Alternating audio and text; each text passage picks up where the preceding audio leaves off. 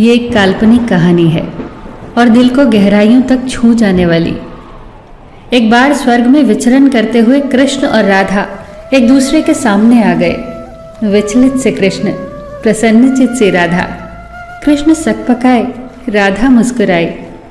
इससे पहले कि कृष्ण कुछ कह पाते, राधा बोल उठी, कैसे हो द्वारिकाधीश। जो राधा उन्हें कान्हा कान्हा कहकर बुलाती थी, उसके मुख से द्वारिकाधीश का संबोधन कृष्ण को भीतर तक घायल कर गया। फिर भी किसी तरह अपने आप को संभाल लिया उन्होंने और बोले राधा से, मैं तुम्हारे लिए आज भी वही कान्हा हूं। तुम तो मुझे द्वारिकाधीश मत कहो। आओ बैठते हैं। कुछ मैं अपनी कहता हूं, कुछ तुम अपनी सुनाओ। सच कहूं राधा, जब जब भी तुम्हारी याद आती थी, इन आंखों से आंसुओं की बूंदें निकल आती थी। राधा बोली, मेरे साथ ऐसा कुछ नहीं हुआ। न तुम्हारी याद आई, न आंखों से आंसू बहा, क्योंकि हम कभी तुम्हें भूले ही कहाँ थे। जो तुम याद आते, इन आंखों में तो सदा तुम ही थे। कहीं आंसुओं के साथ निकल न जाओ, इसलिए रोते भी नहीं थे। कान्हा, प्रेम से अलग होने पर तुमने क्या खोया, इसका एक आईना दिखाऊं तुम्हें। कुछ कड़वे सच प्रश्न सुन पाओ तो सुनाऊं। कभी सोचा है इस तरक्की में तुम कितने पिछड़ गए। यमुना के मीठे पानी से जिंदगी की शुरुआत की और समुद्र के खारे पानी तक पहुंच गए। एक उंगली पर चलने वाले सुदर्शन चक्र पर भरोसा कर लिया और 10 उंगलियों पर चलने वाली बांसुरी को भूल गए।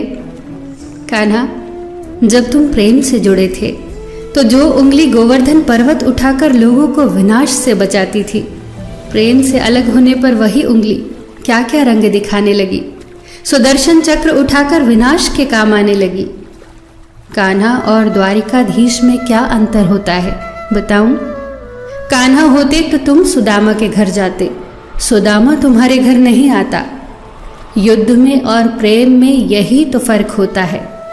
युद्ध में आप मिटाकर जीतते हैं और प्रेम में आप मिटकर जीतते हैं। कान्हा, प्रेम में डूबा हुआ इंसान दुखी तो रह सकता है, पर किसी को दुखी नहीं कर सकता।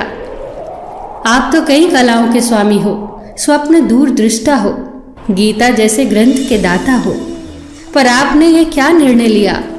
आपने अपनी पूरी सेना कौरवों को सौंप दी और अपने आप को पांडवों के साथ कर लिया। सेना तो आपकी प्रजा थी, राजा तो पालक होता है, उसका रक्षक होता है। आप जैसे महाज्ञानी उस रथ को चला रहे थे जिस पर बैठा अर्जुन आपकी प्रजा को ही मार रहा था। अपनी प्रजा को मरते देख आप में करुणा नहीं जगी, क्योंकि आप प्रेम से शून्य हो चुके थे। आज भी धरती पर जाकर देखो, आपकी द्वारिकाधीश वाली छवि को ढूंढते रह जाओगे। हर जगह, हर मंदिर में मेरे ही साथ खड़े नजर आओगे। मैं जानती हूँ कान्हा, लोग गीता के ज्ञान की बात करते हैं, उसके महत्व की बात करते हैं, पर धरती के लोग युद्ध वाले द्वारिकाधीश पर नहीं, प्रेम वाले कान्हा पर भरोसा करते हैं। गीता में मेरा दूर दूर तक नाम नहीं है, पर आज भी लोग उसके समापन पर राधे राधे कहते हैं।